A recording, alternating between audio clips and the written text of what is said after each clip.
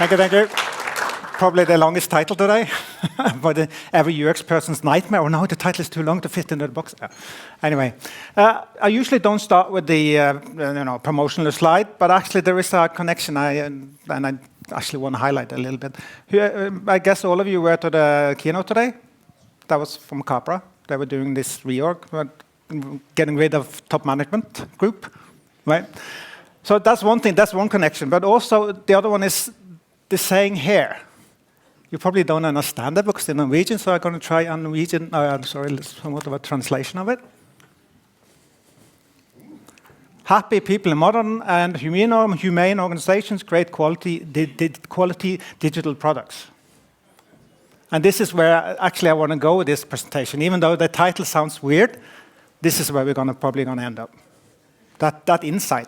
That's also partly why I actually moved to this company a year ago, because they have that focus on what they do.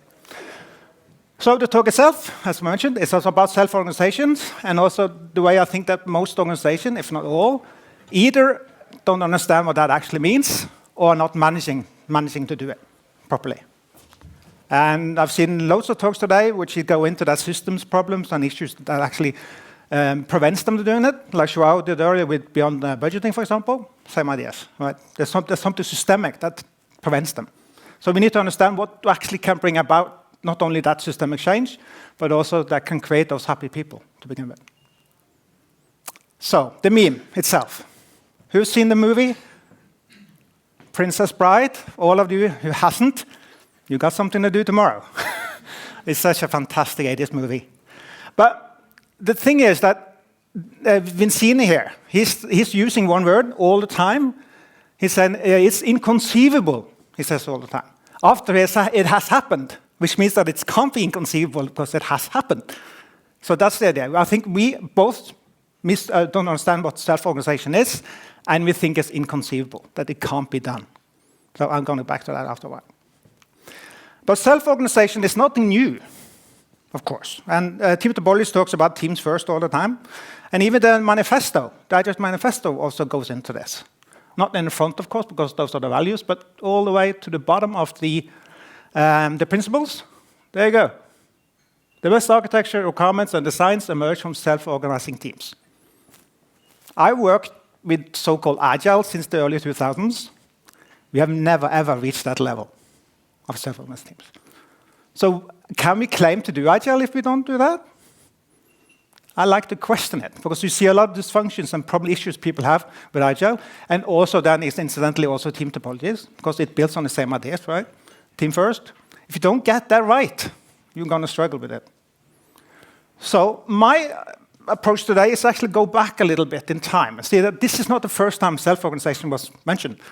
Of course, it goes way more back than that, for the dawn of man, right? We had always worked together in groups.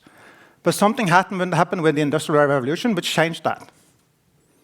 And that's the issue. So in work settings, it's actually quite rare, but it goes back further than the Agile Manifesto. So I'm going back to the British coal mines in the post-war industrializations, where they actually wanted to improve. They wanted to make the extraction of coal more efficient. So they introduced new technologies. Because the technology is the one that drives progress, right? It's always tech. So the new tech here was conveyor belts, electrical coal cutters, and machinery. But that has a very undesirable effect. Because before they introduced this technology, people worked in groups, tight-knitted groups. There were like 3 or 4 people that worked together as a collective. But when they introduced a new technology, suddenly Taylorism hit in and division of labor. You want to split the work so that you have experts in each field. And incidentally, they also split the expertise in different shifts. So one shift was setting up the equipment. Second shift, actually the first shift was actually doing the coal cutting. They were using the machinery to cut the coal. Second shift was loading the coal into the conveyor belts and brought it out of the mine. The third shift was moving the equipment to the next cut phase. What do you think happened if some of the teams are delayed? There are issues coming up.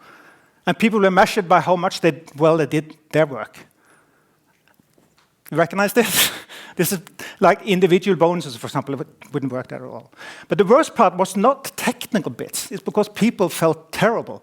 They had worked in a tight-knit community and then were forced to actually compete with each other. And that social change pretty much broke the whole idea of efficiency. There was so much absenteeism and strikes and conflicts that the industry, the effectiveness of the technology didn't play out at all. Apart from a few of those coal mines where they managed to revert back to the teams. So this is where the term social technical systems arised. Because they noticed that you have to optimize not only for the technical bits, you cannot just optimize for the social bits, you have to optimize for both of them together. That's the insight I got from that. But that's an observation then. Then a few years later, they actually did some real research, and then they went to Norway, my old country. And again, this is Norwegian, but this is from a parole on the 1st of May, 1966. Because in Norway, there was a lot of focus on democracy, that people should be able to be involved in work. So they had representatives in the boardrooms, for example, and stuff like that, which worked kinda, but not well enough. So they experimented with the teams that I have learned from in England, from the coal mines. So this parole says, iron workers demands increased democracy in society and at the workplace. So Norway, actually, the driver for this change was actually democratization of work. And they knew that this representative democracy doesn't really work. The one that we call political democracy, right? You vote on something. They noticed that doesn't work. It doesn't bring about the democracy that they wanted, the involvement that they wanted. So they tried out the teams, self-organization teams. This was in the 60s. Wonderful results, not only for belonging and feeling better productivity, more efficiency, and effectiveness, all of it. All brilliant results, but it kind of stopped there. We're going to go back to that a little area. Again, it's a realization that they misunderstand what actually the self-organization demands of the organization. But we can go even further back. There were research, so as I said, social technical system design was in the early 50s, but there were people doing social sciences back in the late 30s where they tested leadership styles. I think it was you went to leadership styles, what effect that has. So they did actually some real experiments on some schoolboys. They had a set of schoolboys, and they were given, and they had each group was given a leader, and they wanted to see what effect different leadership had on the group. So actually, one of the things they wanted to check was, does autocratic actually beat democratic? Because that was the common knowledge, right? So, scientific management and Taylorism says that is way better than that one, way more efficient. So let's try that. Experiments. So with the autocratic, everybody is sort of dependent on the leader. They can't do anything without the leader being there, basically. They have to be told what to do. The other one, the democratic, is meant to be that we do it to figure out this together. But that one, there was one researcher who misunderstood what democratic meant. So he or she, I think it was a he, went into the group and said, this is what I want you to resolve, and then left the group, the boys.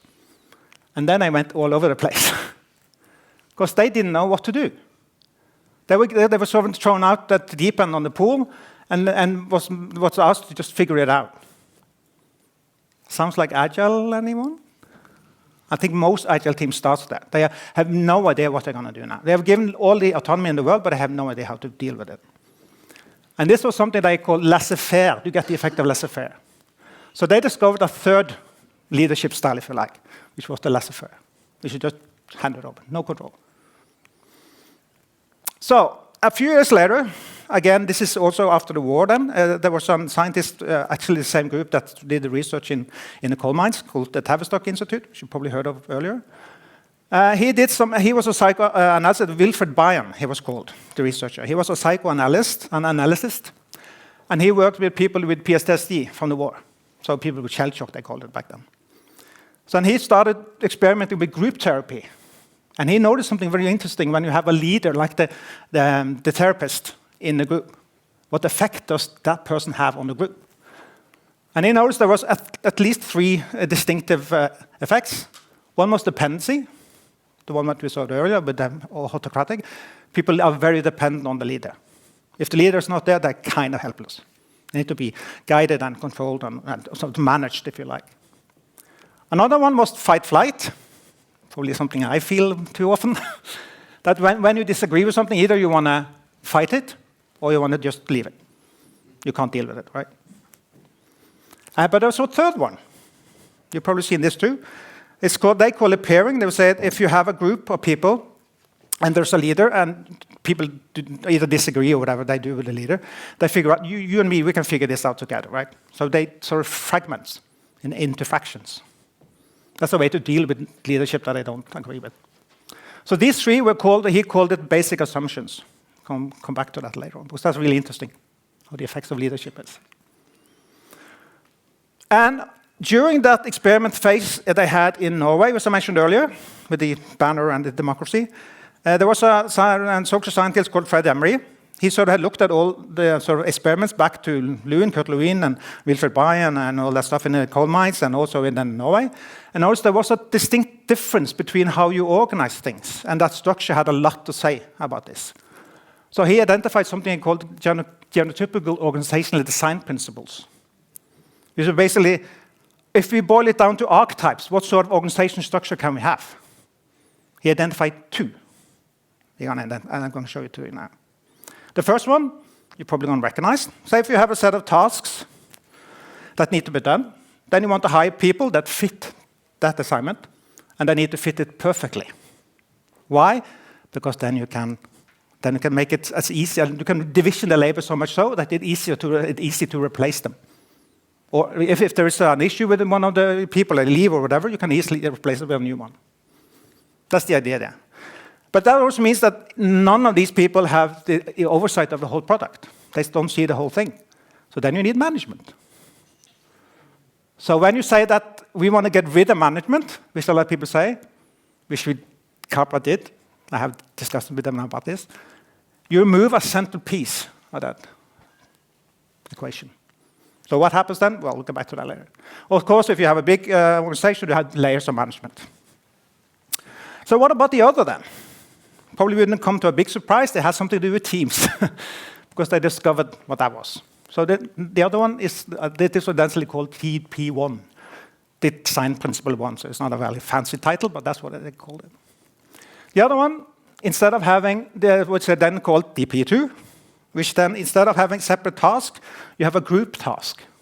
You group everything into one, a whole task, they also called it. So instead of then having individuals doing each individual part, they have a group doing it.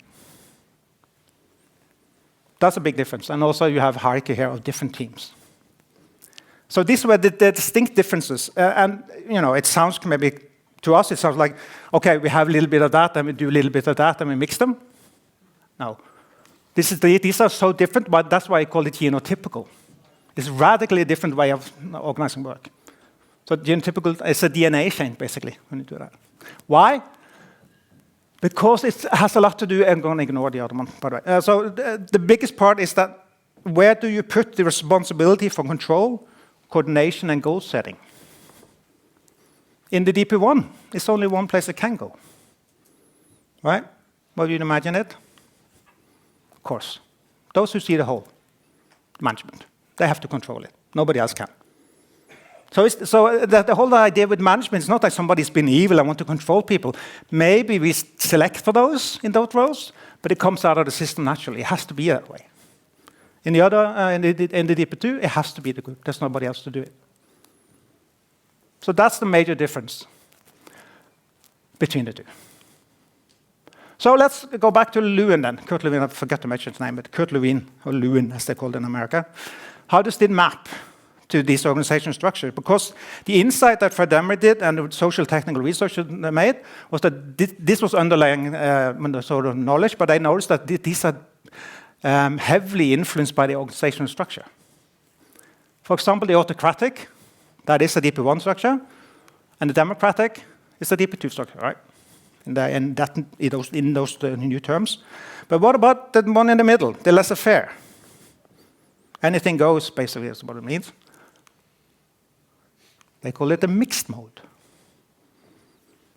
Anyone recognize that drawing? Those drawings are mine, by the way. It's not the social sciences that have done these. What do you recognize this as? Anyone want to have a guess?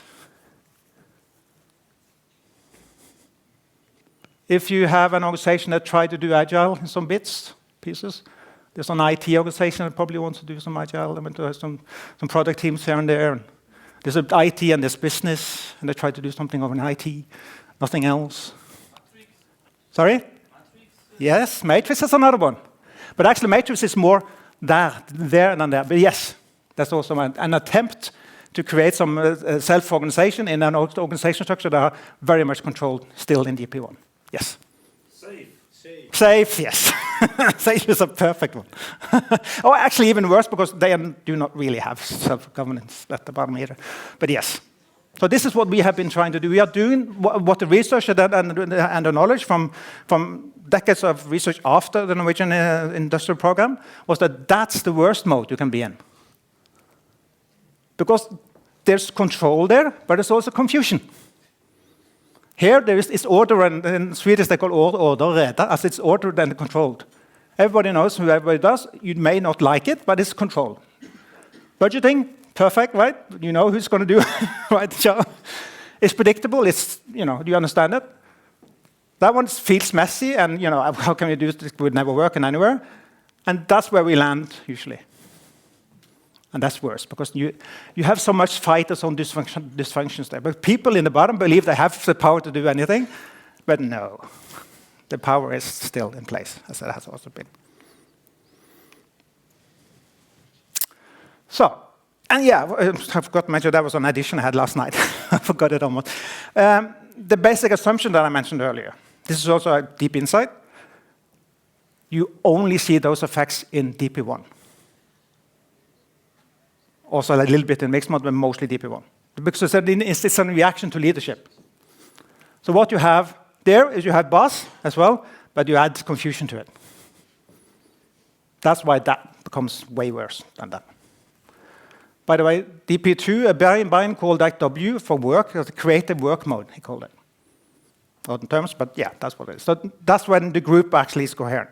So the self-organization is there. That's where you can get hope for self-organizations.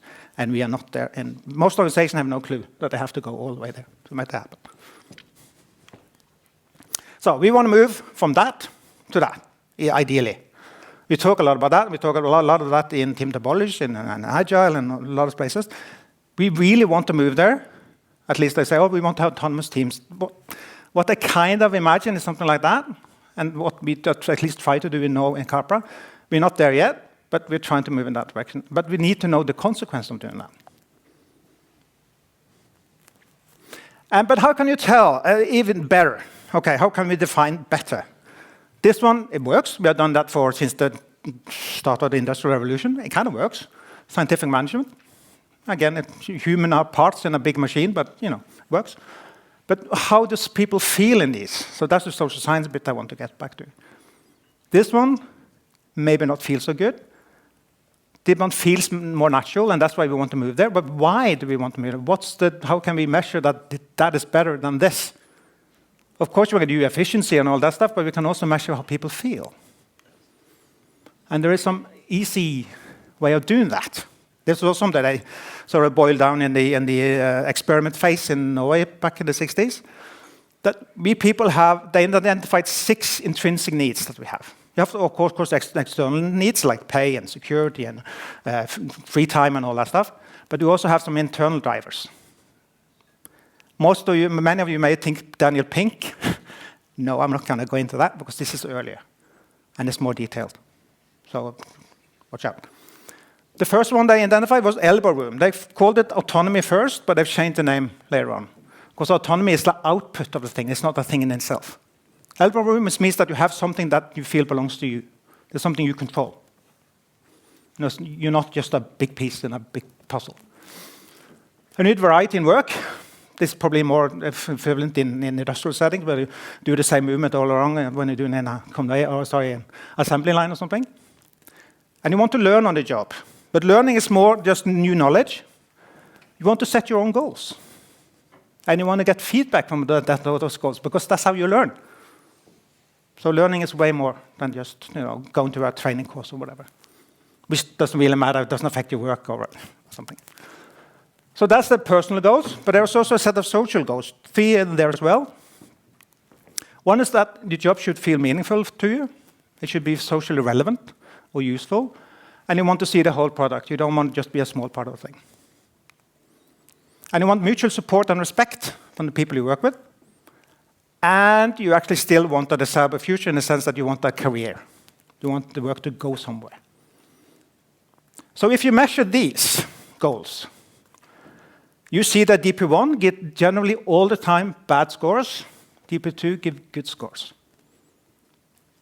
So if we want to take the person, so the humanism perspective, we should definitely go for DP2 all around, regardless if DP1 is efficient or not.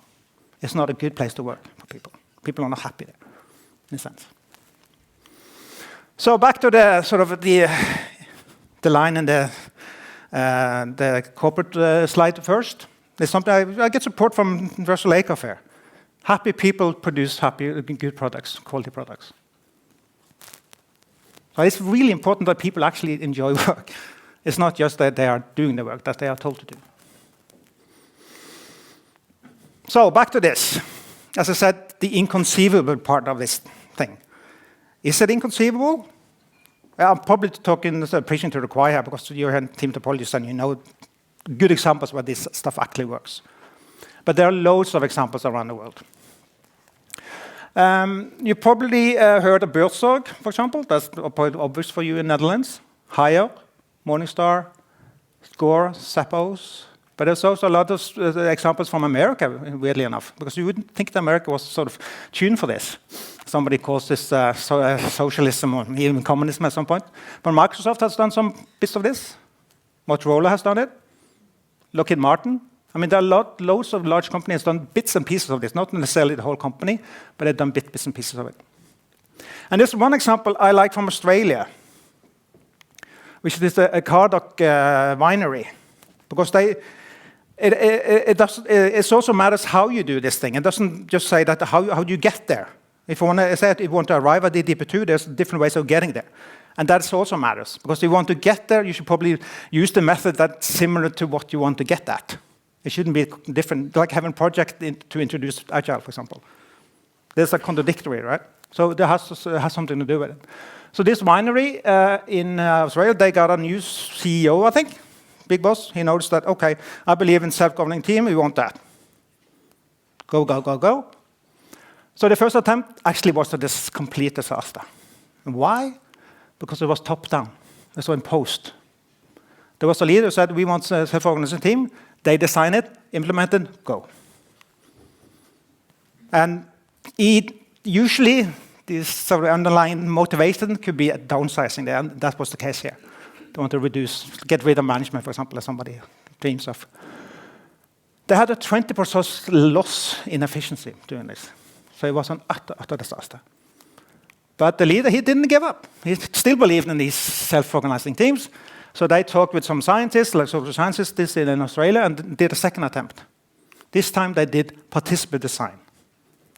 But that means that people who are doing the work actually enjoy part of designing the work as well. So it's not only DP2 in the end, but it's DP2 the way there as well. Right? There is no project and no experts coming in telling them what to do. They figure it out themselves. So self-design, self-organization. So they ended up with cross-functional teams. And I received a 28% improved efficiency doing this. 40% reduction in complaints.